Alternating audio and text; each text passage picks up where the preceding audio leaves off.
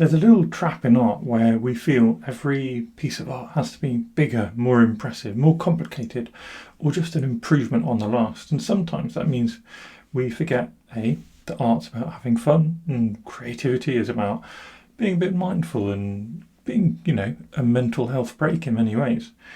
The other thing is we forget there's a beauty in the mundane, in the simple, in the things which are important to us. And that is what today is all about. I'm going to create 3 little doodles on this page, but by the end, the doodles will look like a really lovely work of art, and it's going to be something that's important to me. We're going to include 3 things which I really enjoy, and I hope that you can join in and maybe do the same thing on a little page of your sketchbook. Doodle 3 different things with ink and watercolours which mean something to you and creates also a really lovely work of art.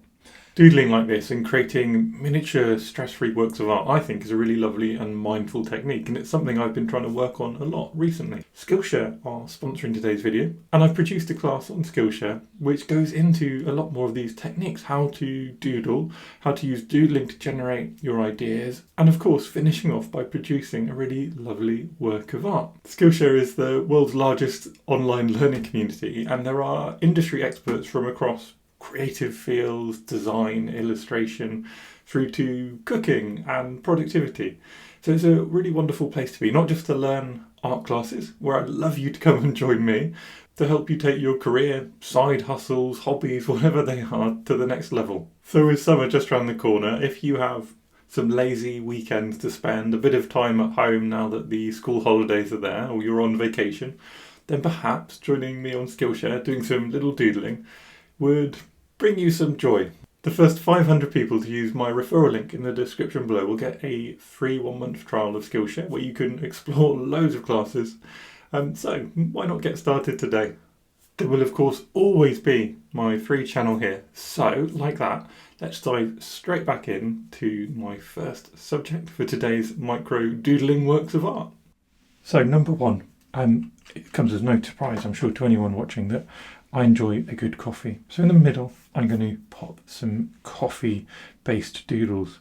And I'm using a really fine nibbed fountain pen here because our doodle is going to be very small. And the other thing is we need to make sure our doodle is just that. It's a doodle, really simple.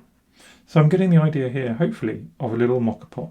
Drawing from imagination, not overcomplicating it, and keeping it as kind of simple shapes, just with a little bit of extra character in the lines as per my sort of normal aim, I suppose. Alongside that, I'm going to do a little coffee mug, and we'll just have our mug just like that, and that's all I need to do. And it's not perfect, it's wobbly and it's a bit odd in places, but that is all for me part of the character of doodling. What we will do is some hatching so that we get this sense of light and dark.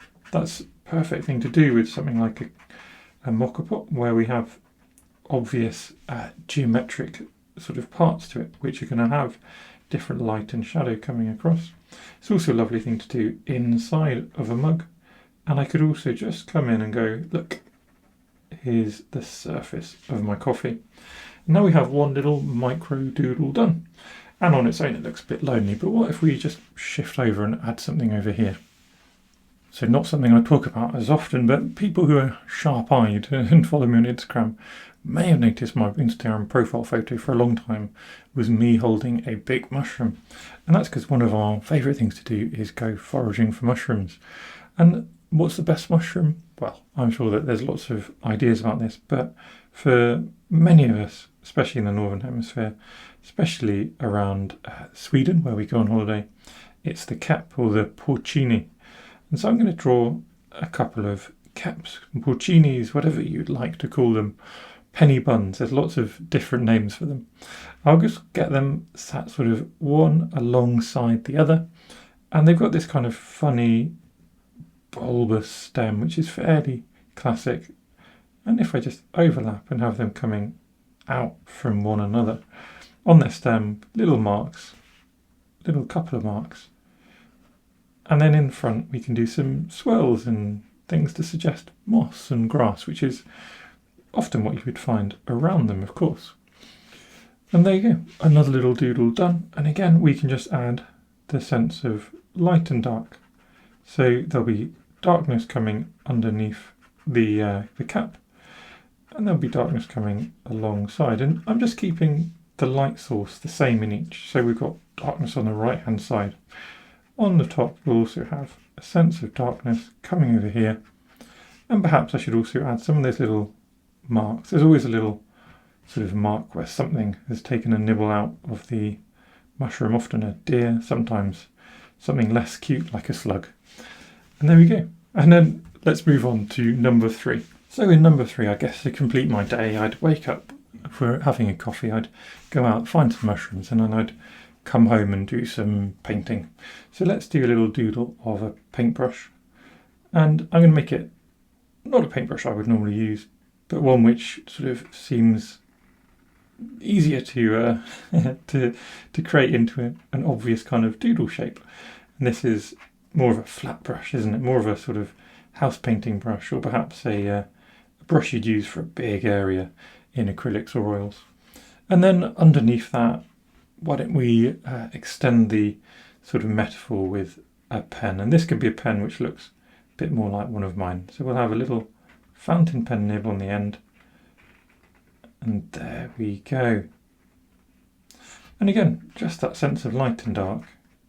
And it's these tiny touches, to little tiny bits of attention, not to detail, but attention to process, which unify 3 odd objects, keeping the line the same, keeping the hatching, the light source the same, and making them important to you so they have the same sort of feeling and importance.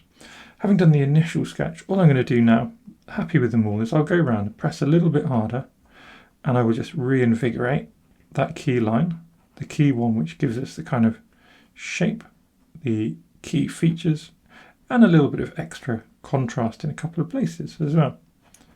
So we can have a couple of these foreground leaves, for example, jumping out. Around here we'll just get the mug a little bit bolder in places, not everywhere, but in places. Same with our mocha pot. We can even enhance the line if it feels like that's what needs doing. And there should be a little bit of extra darkness under there, shouldn't there? And these are all opportunities to come and add tiny corrections before we finished.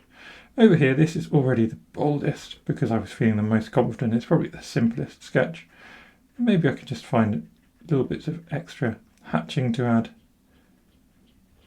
And the same here, a little bolder line at this side of our fountain pen. And now we have 3 little doodles on our page. Next, we're going to bring them to life with a little bit of colour. And the key here is not to overthink it, not to be too specific, not to try and use colours which are too dry either. So, although I'm using a small brush here, size 3 brush, what I'm going to do is pre-wet the page where I know my colours are going to be.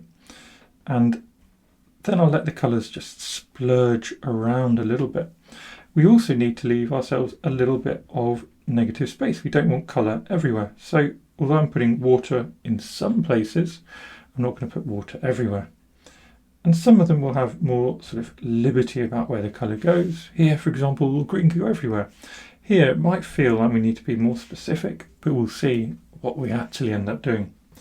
And now, just going to come in with some lovely colours. Here's a little bit of quinacridone sienna. Drop that in. And then I'm going to add something else, a little moody, bit of indigo into the shadows. And then at the bottom, a little bit of green. A little bit of green apatite genuine is the colour I've got here. And maybe just move that around a little bit. But otherwise, let's just see what happens. You see, that already looks really quite interesting. And I haven't really painted, I've just dropped colour into water.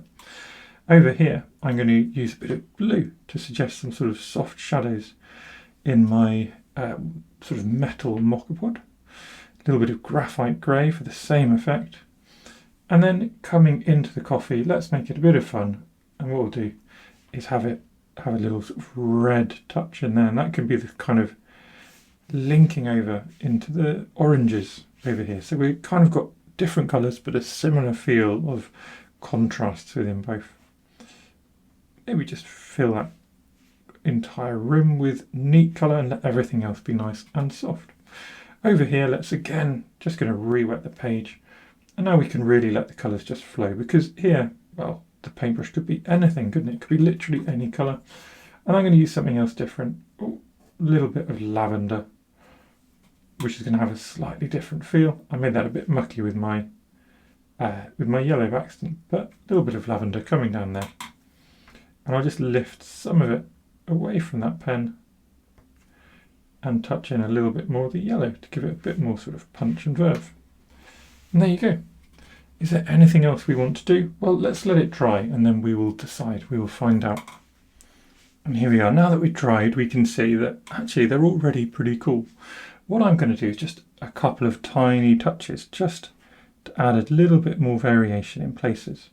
I'm really being very gentle here, really delicate little touches, and remembering to use the same colours that we already used. I really don't want to overcomplicate this. I want it to just feel light and loose, like it already is. So I'm going to leave that one there.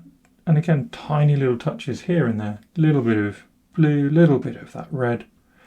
Just brings it to life a tiny bit more. Over here, a little bit more of our yellow, just in a couple of places. Maybe a tiny splash here or there.